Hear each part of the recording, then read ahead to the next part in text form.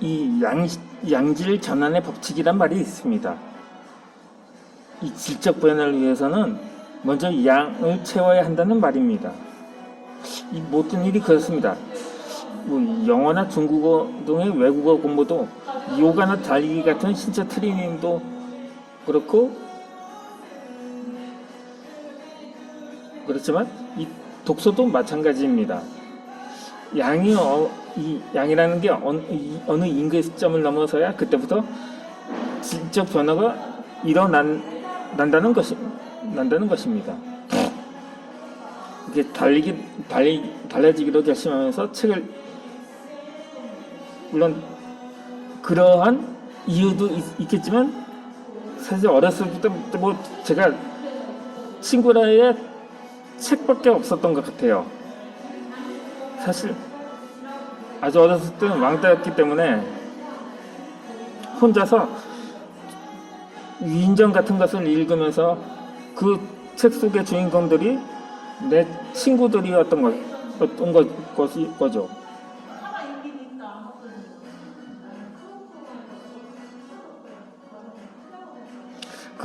물론 신문도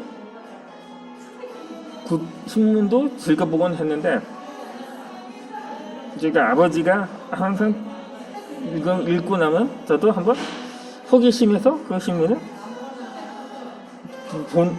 본 적이 있고 지금도 정기적으로 신문을 구독하고 있거든요. 물론 인터넷 신문이 아니라 오프라인 신문으로요.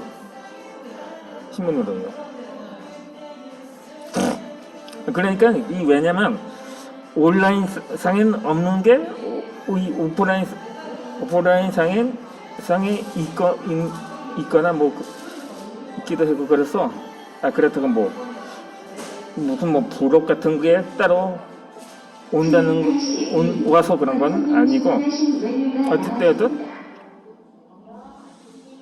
그래서 라떼이기 때문이라고 해서 그냥 종이 신문에 익숙해서 그렇다고도 그렇게 볼 수는 있을 것입니다.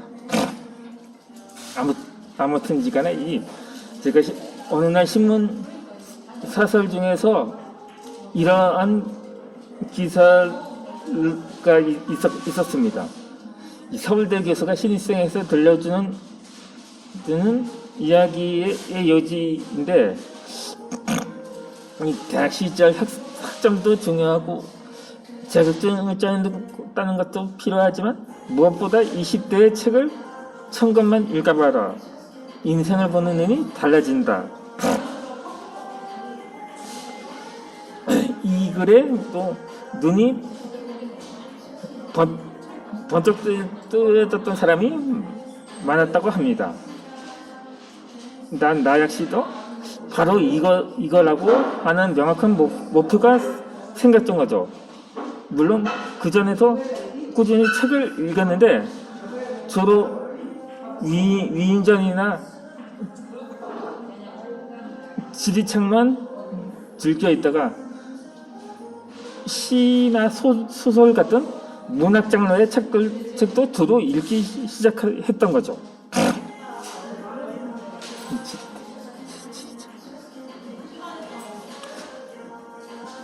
그렇게 그렇죠? 성장하면서부터 1000권 읽기를 목표로 하다 그 다음에 또 어떤 시인은 옥중에서 10,000권을 읽었다는 얘기에 또 다시 눈만 아니라 귀까지 솔깃했던 적이 있었습니다. 제가 또 취미 하나가 있었는데 바로 소설을 쓰는 것이었습니다. 제가 개인 계정의 채널명이 체인지 근대사였거든요.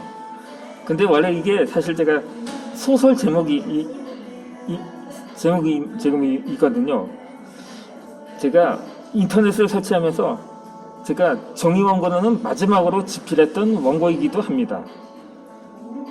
근데 흔히 어떤 사람은 이걸 작품이라고도 평가하는데 그건 너무 과만하는 것 같아도 그냥 원고라고 표현하겠습니다. 그렇게 해서 이제 이 책을 읽는 것에 대해서 엄청난 동기부여로 적용을 하게 된 것입니다. 이미 나는 20대 전후에 반드시 이루겠다는 다짐을 하루에도 몇 번이나 그 실행을 하곤 합니다.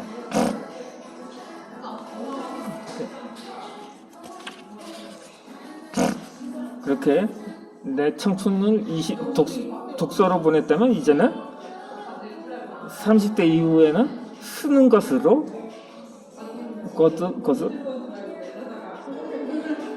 갱년기 라고 하게 또 이르고, 그러니까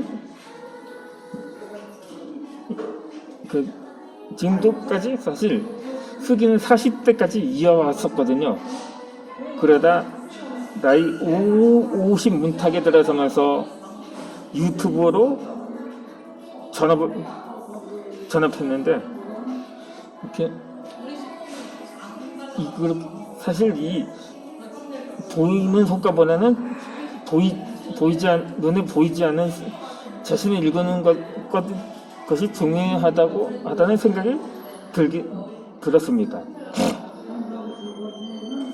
그러니까 제가 고등학교 졸업할 때까지 일기를 썼는데, 그렇게 매일 잠들기 전에 일기장 구석에 그날 읽은 책 제목과 몇 번째, 그리고 그 날짜와 날짜와 날씨 등을 적었던 기억이 있습니다. 물론 초등학교 때는 그림 일기장이라고 해서 그림을 그려서 하루 일과를 그냥 그림으로 표현한 적도 있었거든요. 그렇게 해서 또 간혹 이 모든 것이 멈추는 듯이 전율이 이끄는 문장을 만나기도 하는데, 그런 문장들에 따라 필사할 공간이 필요했습니다.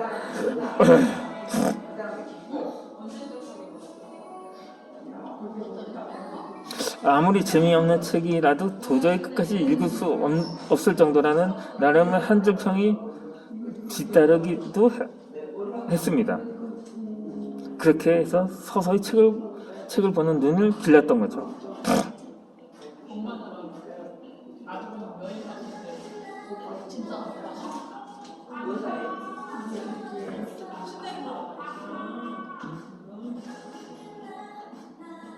그래 제가 지금까지 처음 책을 쓴 것이 원래 한참 백수로 있었을 때 신학교 선배 목사님께서 한 직장을 소개해 준 적이 있었습니다. 바로 에덴 복지재단이라는 곳인데, 제가 장애가 있다 보니 대부분 장애인 직원들을 모아놓고 봉투를 생산하는 곳이었습니다. 그때 이 사장님께서, 이 사장님도 물론 지체 장애이시거든요. 근데 보면 사연을 듣고 보니 이전에 국가대표 유도 선수였더라고요. 그러다 훈련 도중에 사고로 목을 다쳐서 그렇게 전신마비가 되었는데, 그로 자신과 같은 일을 하고 싶어서 일을 할 수 없는 처지의 장애인들을 위해서 자신이 일자리를 만들어야겠다고 이렇게 다짐하고, 그렇게 해서 일군 사업장이 바로 복지재단이었습니다. 예전에 이 기사도 나왔더라고요. 원래 서울 한복판에서 이 시설을 만들려고 했는데 당시 주민들이 시위까지 하면서 그런 기사가 나오면서 그러다 정부 지원을 받았더라고요. 저 경기도 파주에 뭐 한강변이 보이는 곳에서 그곳에 자리를 잡아서 오늘날에 이르렀던 거죠. 그리고 그 후에 내막은 이어서 나머지 마무리 커피를 마무리로 마시면서 이 영상을 이어가도록 하겠습니다.